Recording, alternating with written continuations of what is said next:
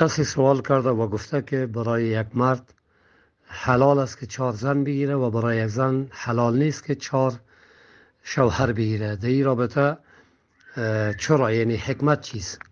البته بدون جستجوی حکمت در این مورد، چون یک سخن بسیار واضح است.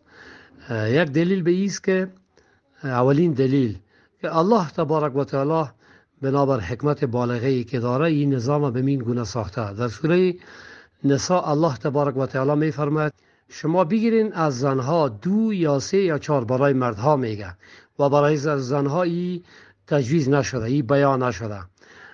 پس چیزی که از طرف شریعت شده باشه آمنا و سلمنا، در این صورت ما قبول میکنیم میره. و دیگه از لحاظ حکمت به ایست که وقتی که اگر یک زن 4 شوهر بگیره دیگه اختلاط انسال میه، به خاطر که آب 4 مرد در بدن از او جمع میشه و از 4 مرد نسلشان در اینجا پراگنده میشه، در حالی که اگر خود مرد مقاربت با زنهای مختلف با 4 زن میکنه، در اینجا البته در آب ازی اختلاط نمیه و هر زن از این حمل میگیره و نسل معلوم باشه.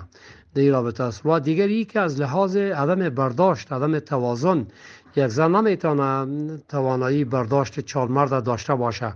در هنگامی که مرد میخواه که از او استمتاع بکنه، استمتاع زوجیت بکنه، هر مرد به طرف خود را بکشه و بالاخره یک پای زور کش بکنه و یک پای، یک دست.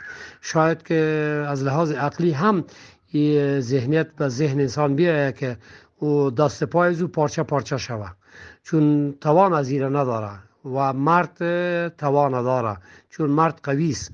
مرد البته خود اداره خود جماع و مقاربت به دست مرد است، نه به دست زن. در این صورت زن توان برداشت از ایره نداره.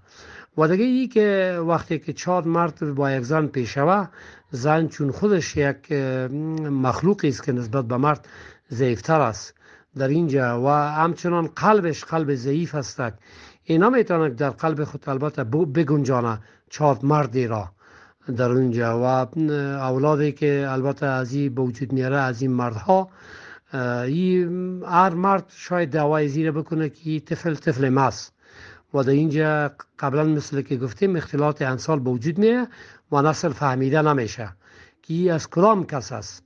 پس هر کس دعوا میکنه بالای زن که طفل از ماست و هیچ دیگه فهمیده نمیشه که از کی است.